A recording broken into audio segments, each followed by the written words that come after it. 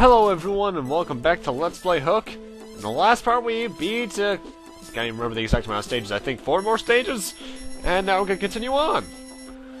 Now this, as I mentioned at the end of the last part I believe, is an auto-scroller, and there's no boss to this level, but one thing you want to make sure throughout all of it is you want to keep your fly meter as high as possible. So if you have opportunities to just use normal jumps, use them.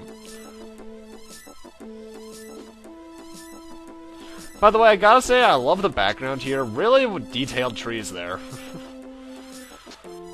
Then again, like I said last part, this game looks really good for Super Nintendo standards. Mind you, not as good as Chrono Trigger or Final Fantasy VI, but still really good. Then again, that's 93... not 93, that's 1995 versus 1992, so yeah. Also, I think I was actually incorrect last part. These aren't Tinkerbell, these are just normal fairies. I think the only one that was actually Tinkerbell, at least in terms of actual, like, story, was the one in the first level. Though, realistically, ironically realistically for, I know, Peter Pan, Pete would not need the fairy dust, all he would need is happy thoughts, because the first fairy dusting had already happened. Oh god, that was close. I was sweating there, I'll admit.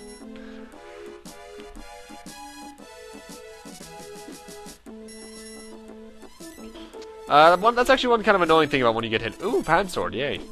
If you get hit, you actually lose your flight status. You have to press the B button a second time to keep it back, to get it back, which is one thing I find annoying. So, yeah, that was a level.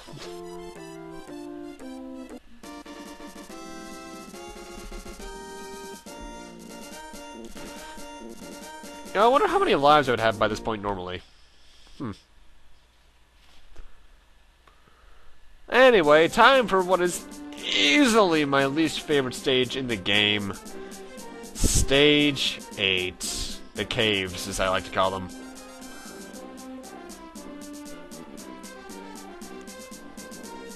Why is it my least favorite? Well, first off, it's long. I think we're in this level until like the 7-minute mark. Probably more, actually, probably towards the 8 or 9. Well, first off, the main gimmick is that there's this flame.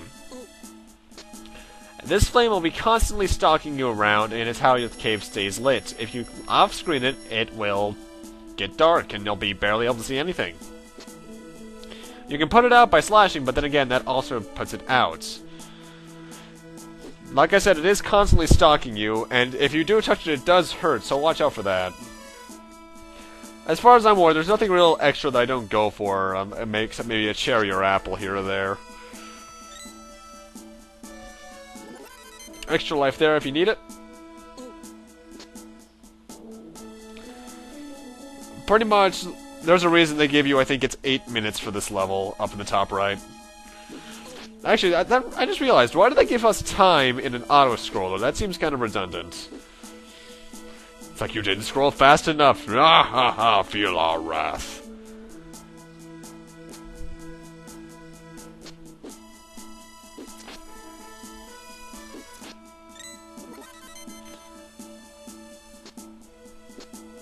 There's nothing really new in terms of enemies in this level. Well, actually, yes, there is. There are frogs, but they're pretty easy. In fact, all the animal-type enemies in this game are pretty easy. They usually only take one swipe to take down.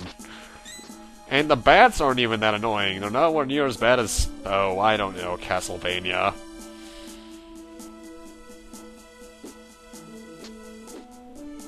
You don't really need to use your fly meter that much because, well, obviously we're in a cave. You're not going to be flying high. I think speedrunners actually downright ditch the flame, though. Because they have the level completely and totally memorized, which I have to admire because that is devotion.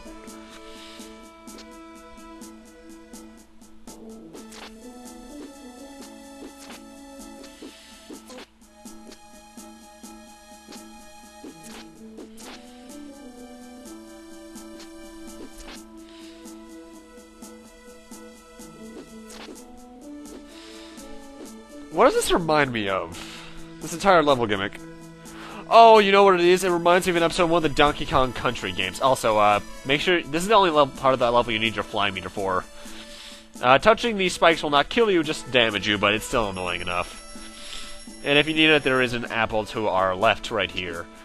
It reminds me of one of the levels from, I forget if it was Donkey Kong Country 2 or 3, where there was a fish constantly stalking you, and then if it got too angry because it didn't eat anything, it would eat you. Which was also in that brutal Mario World ROM hack we used with the Boo. Now, as hard as it is, brutal Mario World is actually a really cool hack. They do a lot of awesome stuff in that. I especially loved the Dr. Wily fights. Right out of 7. The skeletons are very similar to the blood skeletons from Castlevania in the fact that they never actually die. They'll only be incapacitated momentarily. Also, this level is maze-like, so that's why I might look lost over here and there, because I'm trying to see where I am in relation to everything else.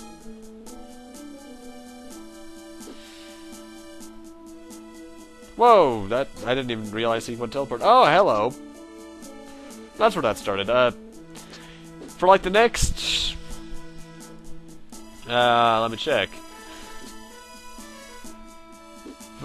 Either way, more accurately, I'll just say, for the next 2.5... No, not even. Either way, for the next couple minutes, you're going to be hearing some audio desync ever so slightly. I fixed it later on, but I guess it happened earlier than I thought it did. Oh well. You still get to hear the awesome soundtrack that I'm talking over. One of the few redundancies of Let's Plays.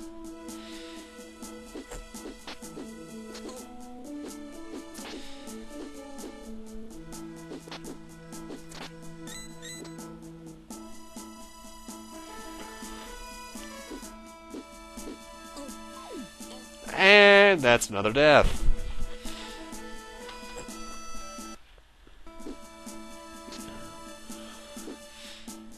So yeah, the level, you can actually slightly tell where the ground is when it's dark, but it's hard enough to tell that I always want to have the flame nearby. You know, I hate level gimmicks like this, by the way. I'm okay if it, goes dark and light periodically. But if I have to have something follow me that keeps it alight, that's just annoying. Actually, it kind of reminds me of that one level in Sonic 4 Episode 1. What was the name of it? I can't remember.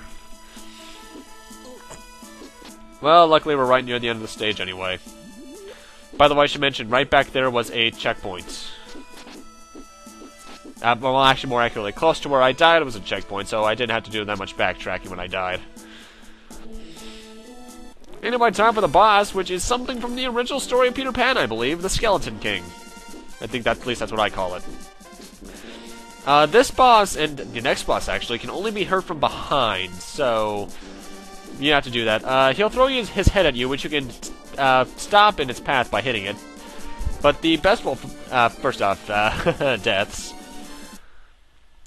The best way to actually go about hitting him is, the thing is, when he throws his head, he stays completely still. So if you can actually avoid the head and hit the body, this fight is really easy.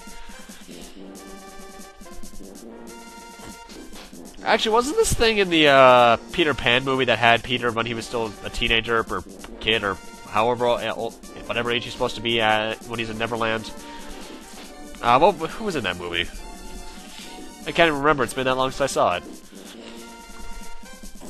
But he's an overall easy boss. So, thankfully with that, the worst is out of the way, and we just have 2 levels of just awesomeness left.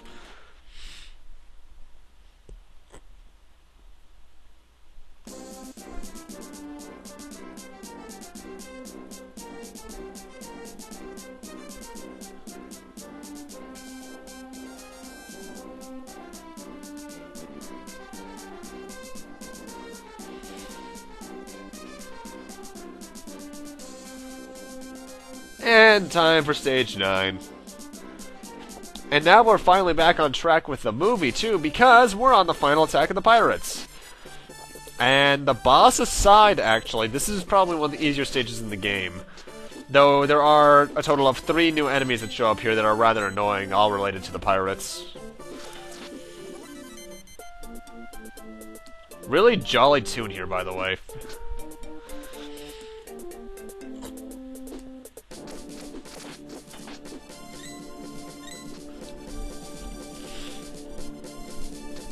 If you want to, you can come up here not only to fight one of the newer enemies, but also to get an apple, which, honestly, I kind of wasted some HP in doing, I think.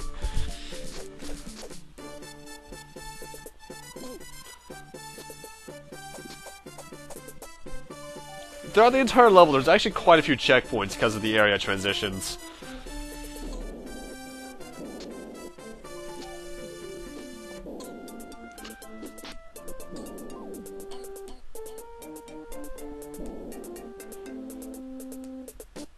Freaking bomb guys. Here, the bomb guys are the next enemy that I find really annoying. It's not because they're really hard to dodge or anything, it's the fact that when you hit them... Well, first off, a lot of enemies in this stage take 2 hits to kill. And the bomb guys immediately throw a bomb the first moment they can after you hit them the first time, so you need to be really quick on the trigger there. And this room actually has 2 stories, but you never actually have to go to the second story. I think all that's up there is maybe some 1-ups, or maybe another extra life point if you don't have enough already.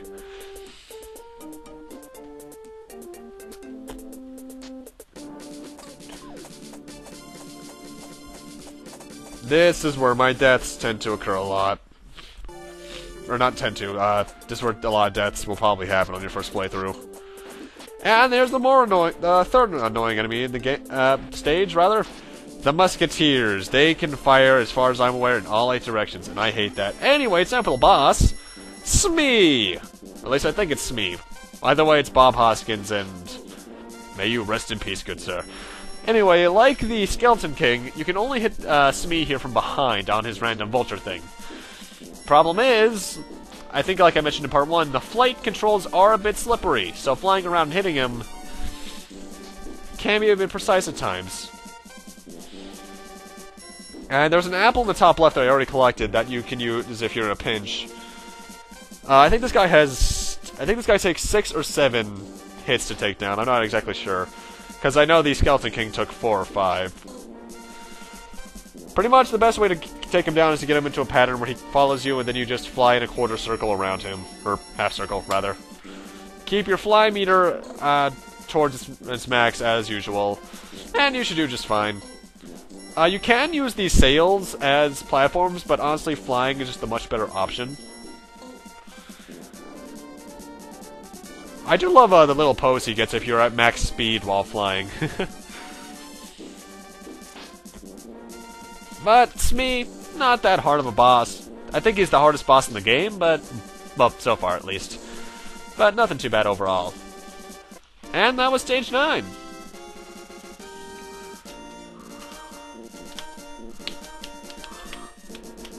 I love that stage clear jingle, by the way. It's not as catchy as like a Sonic one or a Mario one, but still pretty good. But with that, I'm gonna need to end this off here. Thank you guys for watching. Rate, comment, subscribe, all that kind of stuff. And next time on Let's Play Hook, we're heading into stage 10, which is actually the final stage. So we're ending off the game next part, ladies and gentlemen. See you guys then.